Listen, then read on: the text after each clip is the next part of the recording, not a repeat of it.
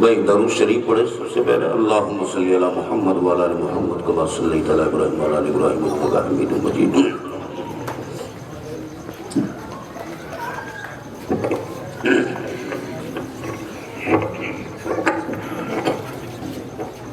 بسم اللہ الرحمن الرحیم.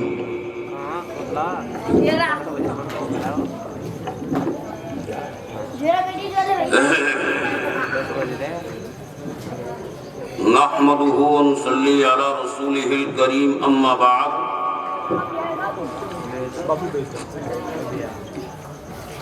اعوذ باللہ من الشیطان الرجیم. بسم اللہ الرحمن الرحیم.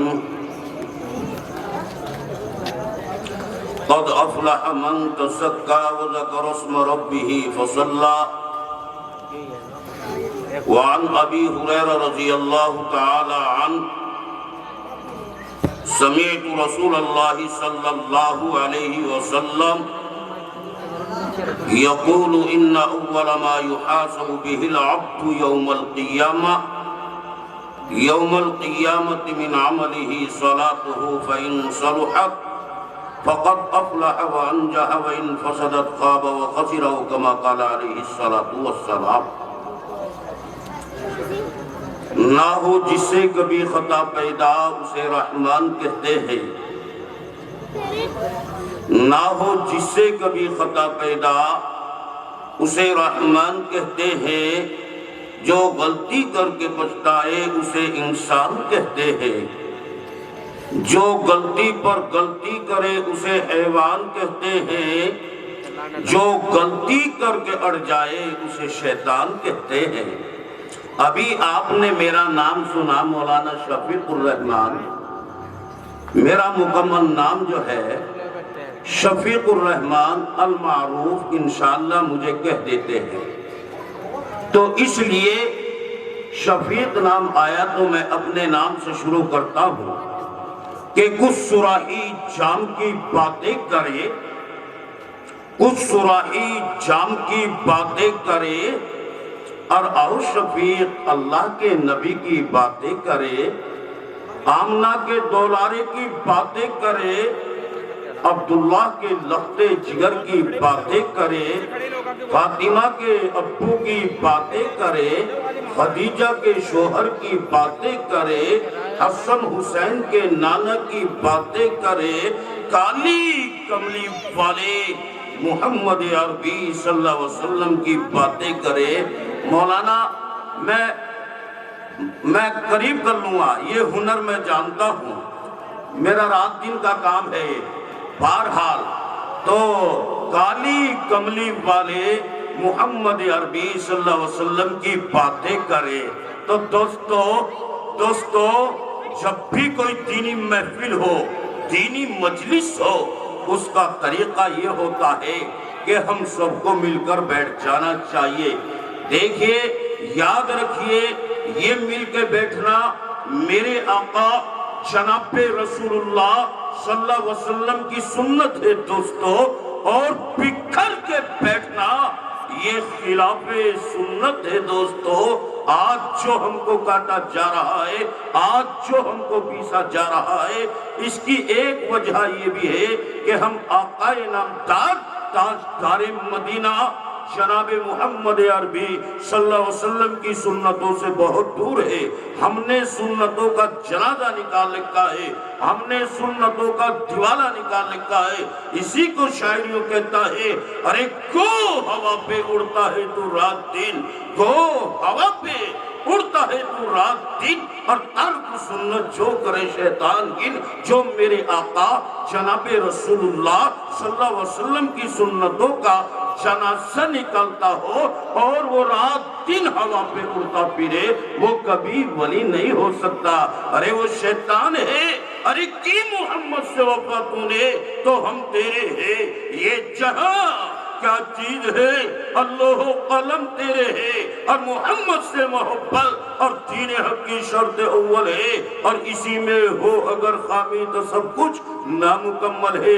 تو دوستو, ہمارا یہ مل کے بیٹھنا یہ مل کے بیٹھنا میرے آقا کی سنت ہے، اس لیے میں گزارش کروں گا، درخواست کروں گا، جو حضرات کھڑے ہوئے ہیں ذرا یہ بیٹھ جائے، یہ میرے آقا کی مجلس ہے، تقریر نہیں میں کر رہا، میرا موضوع بکھر چکا ہے، کیونکہ مجمع اس طرح کا ہے، جب مجمع بکھرا ہوا ہے تو موضوع بھی بکھر گیا ہے، اس لیے جو حضرات کھڑے ہوئے ہیں میری گزارش ہے بیٹھ جائے۔ کیوں؟ میں اکثر جلسوں میں رہتا ہوں اور میں جلسوں میں جاتا ہوں اور جلسے میں 3 قسم کے لوگ شامل ہوتے ہیں۔ کتنے قسم کے لوگ شامل ہوتے ہیں؟ تین قسم کے لوگ شامل ہوتے ہیں، ایک تو عمل کی نیت سے اور دوسرے ثواب کی نیت سے اور تیسرے مدرسے کے چاول چیک کرنے والوں کی ایک جماعت ہوتی ہے۔ مدرسے والوں نے ڈبل چابی کا چاول بنایا، سنگل چابی کا۔ بہرحال اگر وقت ہوتا میں آپ کو ہنساتا، کبھی رلاتا، لیکن وقت بہت کم ہے۔ مولانا اللہ مہر یہ مبلغ وفد دارالعلوم دیوبند یہ مجھے اچھی طرح جانتے ہیں، جب ان کے یہاں میرا جانا ہوا گنگیروں کے اندر 3.5 گھنٹے تک میں بولتا رہا، اور حقیقت یہ ہے جب تک 1-2 گھنٹے نہ بول لیتا میرا تو انجن بھی سٹارٹ نہیں ہوتا ہے۔ بھلا جس آدمی کا آدھے گھنٹے میں انجن سٹارٹ ہوتا ہو، بھلا اس کا آدھے گھنٹے میں اس کا کیا بڑا ہوتا ہوگا۔ اس لیے میرے پیاروں ادھر ادھر کی باتیں نہ کرتا ہوا، یہ بھی کام کی باتیں چل رہی ہے تو یہ سنت کے اوپر بات چل رہی تھی، ماشاءاللہ اب اچھا لگانا۔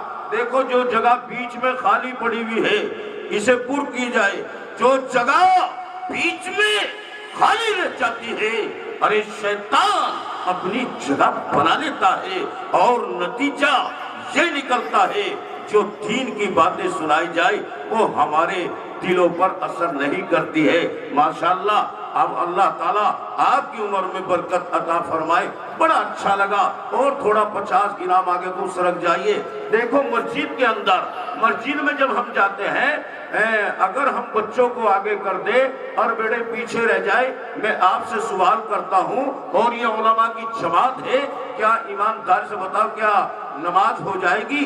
جب ہم مسجد میں جاتے ہیں پہلے آگے کی سب کو پر کیا جاتا ہے بڑے آدمیوں سے، پھر دوسری، پھر تیسری، چوتھی، 5ویں، 8ویں، 9ویں، 10ویں، یہاں تک کہ مسجد پر ہو جاتی ہے۔ اور جب مسجد پر ہو جاتی ہے اب اوپر کی چھت کا حکم آتا ہے کہ اوپر والی منزل پہ پہنچ جاؤ۔ جب اوپر کی چھت پر ہو جاتی ہے پھر برابر والی جگہ کو تجویز کیا جاتا ہے۔ تو اس لیے میرے پیاروں ویسے تو ہندوستان آزاد ہے لیکن ہم آزاد نہیں ہے، یہ محفل کون ہے؟ یہ میرے آقا کی مجلس ہے، اس کا ادب ضروری ہے۔ بہرحال اب اچھا لگا ہے آپ سنت کے مطابق بیٹھے، تو اس لیے ہمیں ہمارا ہر کام، ہمارا بیٹھنا سنت کے مطابق ہونا چاہیے نہیں ہونا چاہیے؟ زور سے کیوں نہیں بولتے؟ ہاں بھیا بولنے میں اگر پیٹرول خرچ ہو رہا ہو نا بالکل بیٹھے رہیے، میں بولتا رہوں گا، میرا تو کام ہے بولنے کا۔ اچھا بتاؤ ایمانداری سے پیٹرول خرچ تو نہیں ہو رہا آپ کا بولنے میں؟ ہاں مجھے یہ محسوس ہو رہا تھا کہ یہ پروگرام قبرستان میں تو نہیں ہو رہا کہ ملا جی فاتحہ لگا رہے ہیں، مردے بیٹھے ہوئے سن رہے ہیں۔ بہرحال میں نے کہا وقت زیادہ نہیں ہے، میں آپ کو ہنساتا رلاتا 200 کلومیٹر کا سفر طے کر کے آیا ہوں۔ میں تو اس لیے آیا تھا بڑا مجمع ہوگا، بڑی تقریریں ہوں گے، بڑے بڑے عالم ہوں گے۔ بہرحال اس اسٹیج پہ بڑے عالم بھی تشریف فرما ہے، صوفی باصفا عارف باللہ ولی کامل جناب حضرت مولانا محمد اکرام صاحب یہاں تشریف فرما ہے۔ آج اللہ نے دوبارہ زیارت کرا دی، دلی ایک جلسے میں ملاقات ہو گئی تھی، میں نے آپ کی زیارت جب بھی کر لی تھی تو میں جانتا ہوں ماشاءاللہ آپ کا شمار بڑے عالموں میں ہوتا ہے، تو ہمارے اسٹیج پر بیٹھے ہوئے ہیں۔ تو میں یہ کہہ رہا تھا کہ ہمارا بیٹھنا یہ سنت کے مطابق ہونا چاہیے نہیں ہونا چاہیے؟ ہاں بھیا تم کہاں بات کر رہے؟ اے جوان، اے نوجوان میری طرف متوجہ ہوئی ہے تھوڑی دیر ہے، تو ہمیں سنت کے مطابق بیٹھنا چاہیے نہیں بیٹھنا چاہیے؟ اچھا لگا ہے ہمارا یہ بیٹھنا یہ سنت کے مطابق ہونا چاہیے، ہمارا کھانا یہ سنت کے مطابق ہونا چاہیے، ہمارا پینا یہ سنت کے مطابق ہونا چاہیے، اور ہمارا چہرہ یہ سنت کے مطابق ہونا چاہیے، اور ہمارا وضو سنت کے مطابق ہونا چاہیے، اور ہماری نمازیں سنت کے مطابق ہونی چاہیے۔ ہونی چاہیے نہیں ہونی چاہیے؟ ہونی چاہیے۔ ہاں یاد رکھو، جو نماز سنت کے مطابق پڑھو گے وہ نماز بنے گی، اور اللہ سے جا کر تمہارے حق میں دعا کرے گی۔ کیا کہے گی؟ یا اللہ، جس طرح سے میرے پڑھنے والے نے مجھے شرافت بخشی، مجھے عزت دی، یا اللہ میں دعا کرتی ہوں میرے پڑھنے والے کو شرافت دے دے، میرے پڑھنے والے کو عزت دے دے، میرے پڑھنے والے کو بدنامی سے بچا لے، میرے پڑھنے والے کو رسوائی سے بچا لے۔ یا اللہ میرے پڑھنے والے کے گھر میں رحمت برکتیں نازل فرما، اور جملہ پریشانیوں سے یا اللہ میرے پڑھنے والے کی حفاظت فرما۔ جب تم نمازوں کو نماز کے طریقے سے پڑھو گے نا، رکوع صحیح طریقے سے، سجدہ صحیح طریقے سے، تسبیحات صحیح طریقے سے پڑھو گے تو یہ نماز اللہ سے جا کر تمہارے حق میں دعا کرے گی۔ بہرحال وقت بہت کم ہے اور کام بہت زیادہ ہے، اس لیے میں کشتی کو کنارے پر لا رہا ہوں۔ جلدی موٹی موٹی باتیں میں نے نماز کے تعلق سے قرآن کریم کی آیت بھی پڑھی ہے۔ ایک حدیث سنا دو اگر آپ لوگوں کی اجازت ہے، سنا دو نماز کے تعلق سے۔ اللہ تعالیٰ آپ لوگوں کی عمر میں برکت عطا فرمائے۔ آقا انعامدار تاجدار مدینہ جناب محمد عربی صلی اللہ علیہ وسلم نے ارشاد فرمایا۔ کیا ارشاد فرمایا؟ آپ نے ارشاد فرمایا، من ترک الصلاۃ متعمدا فقد کفر، من ترک الصلاۃ متعمدا فقد کفر، کہ جس نے جان بوجھ کر نماز کو چھوڑا، ارے جس نے جان بوجھ کر نماز کو چھوڑا گویا کہ اس نے کفر کو ظاہر کیا۔ یہ میرے نبی کا فرمان ہے۔ ہمارے اقوال بدل سکتے ہیں، ارے خیالات غلط ہو سکتے ہیں، لیکن رحمت للعالمین، شفیع المذنبین، سید المرسلین، الراحت العاشقین کا فرمان کبھی بھی غلط نہیں ہو سکتا۔ ایمانداری سے بتا دو میرے پیارو، کیا نبی کا فرمان کبھی غلط ہو سکتا ہے؟ ارے زمین پھٹ سکتی ہے، نظام بدل سکتے ہیں، حالات بدل سکتے ہیں، ارے موسم بدل سکتے ہیں، ارے حکومتیں بدل سکتی ہے، ارے سب کچھ بدل سکتا ہے، لیکن جو میرے نبی نے فرما دیا اور میرے نبی کا فرمان کبھی بھی نہیں بدل سکتا۔ بدلے گا؟ بہرحال اللہ تعالیٰ آپ لوگوں کی عمر میں برکت عطا فرمائے۔ میں اپنی باتوں کو ختم کرتا ہوا، میں نے کہا وقت بہت کم ہے، کام بہت زیادہ ہے، تو اس لیے جس طرح سے میں نے آپ کو اپنے قریب کیا کہ ذرا میرے قریب کو ہو جاؤ، تو ماشاءاللہ آپ قریب ہو گئے، ٹھیک اسی طریقے سے میرے آقا نے صحابہ کو فرمایا، اے میرے صحابہ ذرا منبر کے قریب کو ہو جاؤ، تو تمام صحابہ منبر کے قریب کو ہو گئے، اور جب آپ منبر کے قریب ہوئے تو میرے آقا جناب رسول اللہ صلی اللہ علیہ وسلم نے جب منبر کی پہلی سیڑھی پر قدم رکھا تو آپ نے فرمایا آمین، جب دوسری سیڑھی پر قدم رکھا تو آپ نے کہا آمین، جب تیسری سیڑھی پر قدم رکھا تو آپ نے کہا آمین۔ آپ خطبے سے فارغ ہو کر منبر سے نیچے تشریف لاتے ہیں، صحابہ عرض کرتے ہیں یا رسول اللہ، یا رسول اللہ، آج تو ہم نے آپ سے ایک ایسی نئی بات سنی ہے جو اب سے پہلے کبھی نہیں سنی، اور نہ دیکھی تو میرے آقا جناب رسول اللہ صلی اللہ علیہ وسلم نے ارشاد فرمایا، اے میرے صحابہ، آج آپ نے مجھ سے ایسی وہ کون سی نئی بات سنی ہے جو اب سے پہلے کبھی نہیں سنی۔ صحابہ نے عرض کیا، یا رسول اللہ، جب آپ نے منبر کی پہلی سیڑھی پر قدم رکھا تو آپ نے کہا آمین، تو جب دوسری سیڑھی پر قدم رکھا تو آپ نے کہا آمین، جب تیسری سیڑھی پر قدم رکھا تو آپ نے کہا آمین۔ اے ہم سب کے آقا، ہم سب کے مولا جناب رسول اللہ، اس آمین کا مطلب کیا ہے؟ میرے آقا جناب رسول اللہ صلی اللہ علیہ وسلم نے ارشاد فرمایا، اے میرے صحابہ، جب میں نے منبر کی پہلی سیڑھی پر قدم رکھا تھا، اس وقت حضرت جبرائیل علیہ السلام میرے سامنے تشریف فرماتے اور آپ نے 3 فتوائیں دی تھی۔ پہلی فتویٰ سماعت فرمائیے۔ پہلی فتویٰ کیا تھی کہ برباد ہو جائے وہ شخص جس کے سامنے رمضان المبارک کا مہینہ آئے اور پھر اپنی مغفرت نہ کرائے۔ تو میں نے کہا آمین۔ دوسری فتویٰ، ارے برباد ہو جائے وہ شخص جس کے سامنے آپ کا نام نامی اور اس میں گرامی آئے اور وہ آپ پر درود نہ بھیجے۔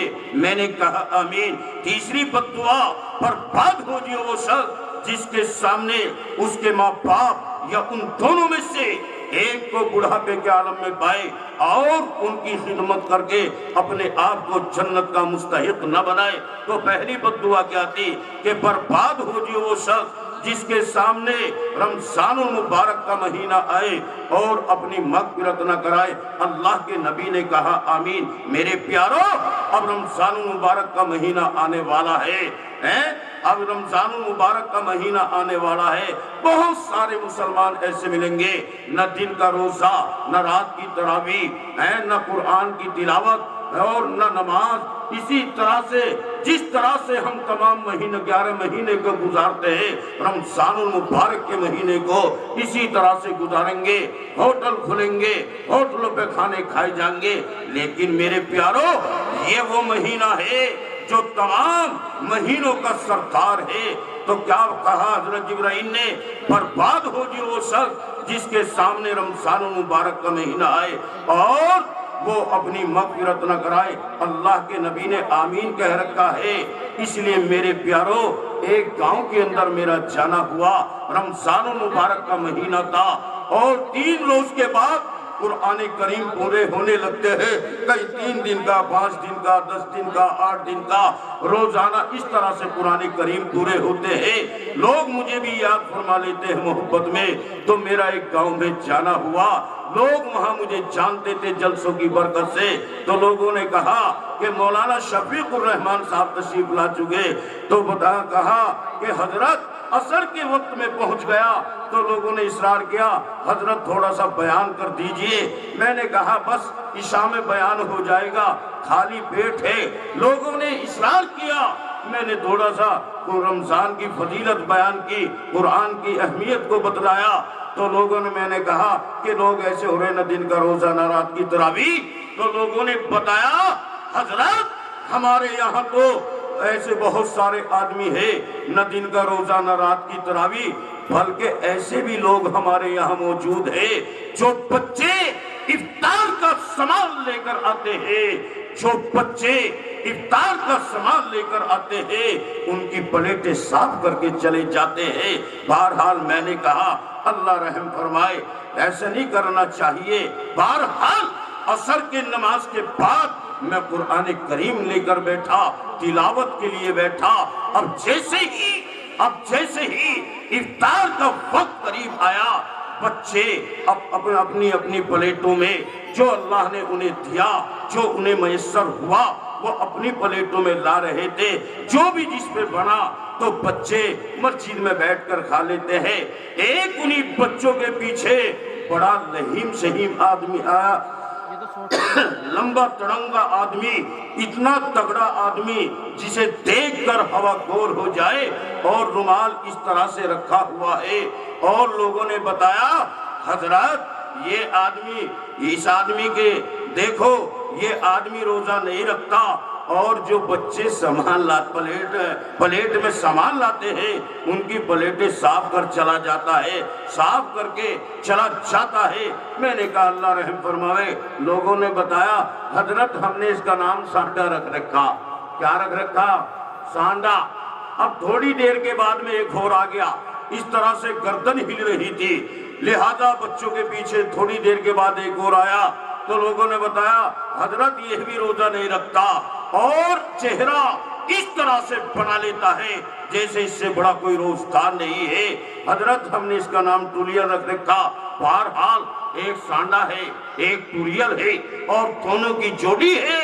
اب دونوں حضرات ایک جگہ بیٹھ جاتے ہیں، اور جو بچے اچھا سامان لا رہے تھے انہیں اپنے قریب کر رہے تھے، اور جو بچے ویسا سامان تھا انہیں کنارے لگا رہے تھے۔ میں قرآن کریم بھی پڑھتا رہا اور انہیں بھی دیکھتا رہا۔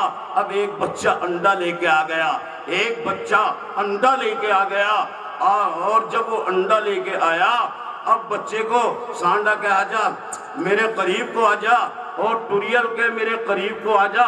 بہرحال بچے کی قیامت آ گئی، آخر بچہ بیٹھے کہاں؟ لیکن دوستو سانڈا اپنے قریب اور ٹوریل اپنے قریب کر رہا ہے۔ اتفاق رائے سے دونوں نے اس بچے کو اپنے بیچ میں لیا، اور جیسے ہی بیچ میں لیا، بھیا ان دونوں کی نگاہ اس انڈے پر اور میری نگاہ ان دونوں مستنڈوں پر۔ مگر دیکھا جائے گا یہ کس کی تقدیر کا انڈا ہے، کون بازی مارے گا۔ میں سوچ رہا تھا کہ سانڈا تگڑا آدمی ہے، سانڈا کھا جائے گا۔ بہرحال اب جیسے ہی مؤذن نے اعلان کیا رخصہ افطار کر لیجئے، اور رخصے کا وقت ہو چکا ہے، بعض ٹوریل نے ایک دم انڈا اٹھایا، سانڈے نے انڈا اٹھایا، ٹوریل نے کہا ذرا ٹھہر جا، روزہ ٹوٹ جائے گا، صبر کیجئے، آدھی منٹ کا صبر کیجئے۔ بہرحال اب انہیں سانڈے نے سوچا چل آدھی منٹ تو کوئی بڑی بات نہیں ہے، آدھی منٹ کے بعد کھا لوں گا۔ اب جیسے ہی سانڈے نے انڈا نیچے رکھا اور ٹوریل نے اٹھایا کھا گیا۔ اب بھیا دونوں میں اتنی لڑائی اس قدر ہوئی کہ لوگ چھٹاتے پریشان۔ ارے بھیا چھٹنے کا نام نہیں لیتے۔ میں نے کہا دلی کی جامع مسجد میں بھیج دو، جانور بھی چھک جاتے ہیں، لیکن میرے پیارو اس قدر لڑائی ایک انڈے کے اوپر۔ میرے پیارو کیا مسجد کا ایک انڈے پہ مسجد کا ادب کھو دیا؟ ارے مسجد خدا کا گھر ہے، عبادت کا کام ہے، اور مسجد میں باتیں کرنا مطلق حرام ہے۔ اگر تجھے بات کرنی ہی منظور ہو اور پھر یہاں سے نکل کہیں دور ہو، ارے ایک انڈے کے اوپر تو نے مسجد کا ادب کھو دیا۔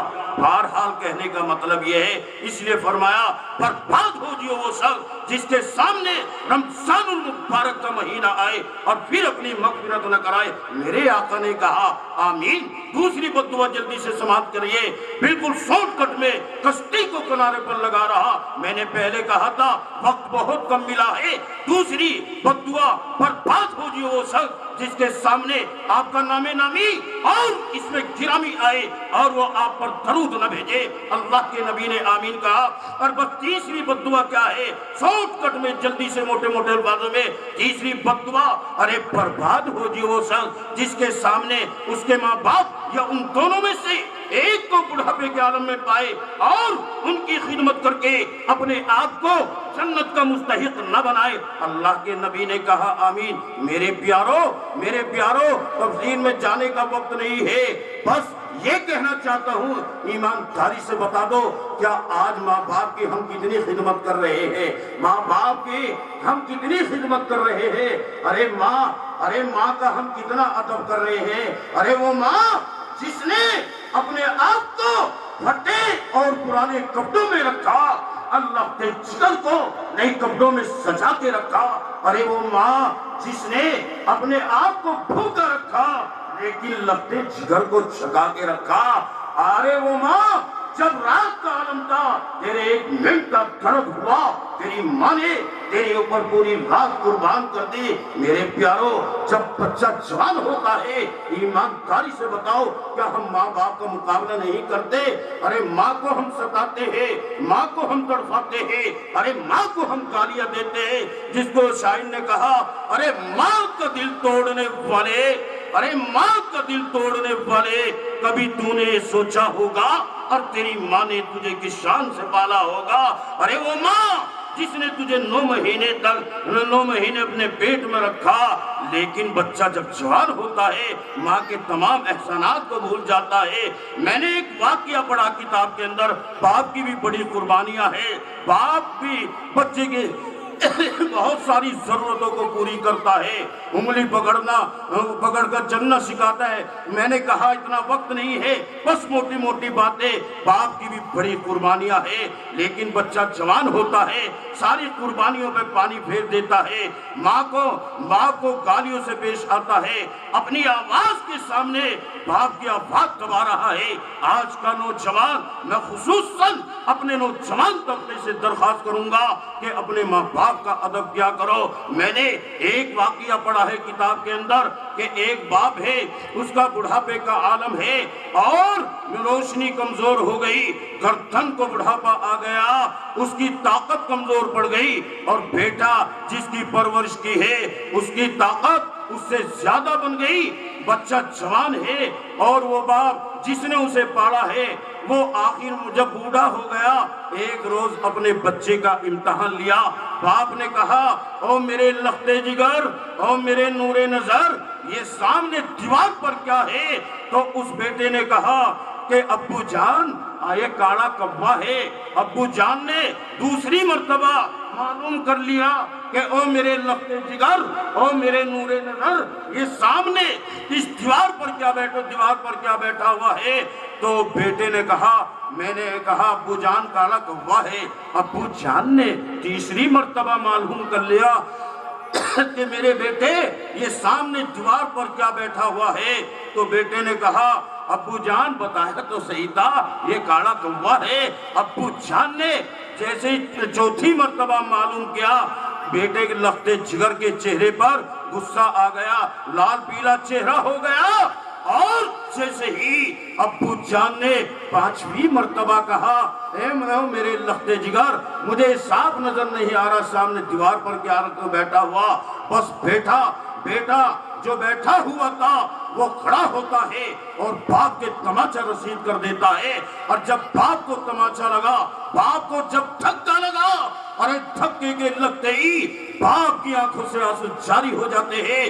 وہ باپ روتا ہوا اپنے کمرے کے اندر جاتا ہے اور وہاں سے ایک ڈائری، ایک کتاب اٹھا کر لاتا ہے اور اس کتاب کو اپنے لختے جگر کے سامنے رکھ دیتا ہے اور کہتا ہے او میرے لختے جگر، او میرے نور نظر، او مجھے دھکا دینے والے، تماچا رسید کرنے والے، ذرا اسے پڑھ کے دیکھ اس کے اندر کیا لکھا ہوا۔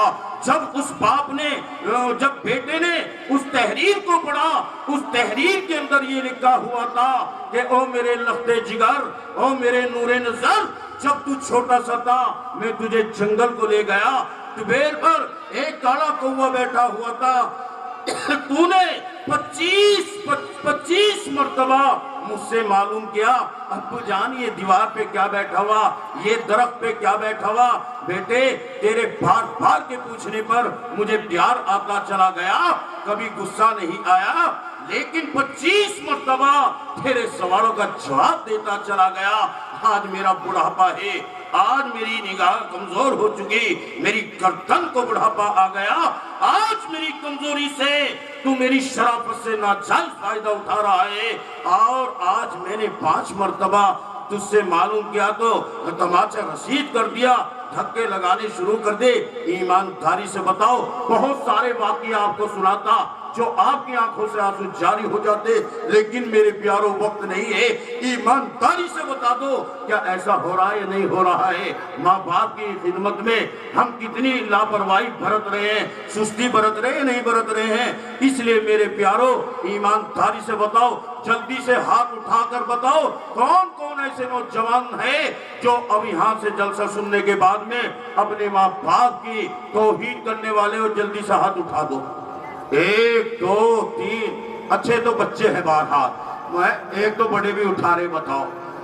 ارے بھیا سر سلطے میں ذہن کاروبار میں نے تھوڑا سا جائزہ لے کے دیکھا، میں چیز رہا ہے کوئی توجہ بھی دے رہا ہے؟ بتاؤ میں نے کیا کہا؟ میں نے کہا جو اپنے ماں باپ کی توہین کرے گا وہ ہاتھ اٹھا لو۔ بھیا ایک سفید داڑھی والے کا بھی اٹھ گیا ہاتھ۔ چلو یہ تو بچے تھے، بہرحال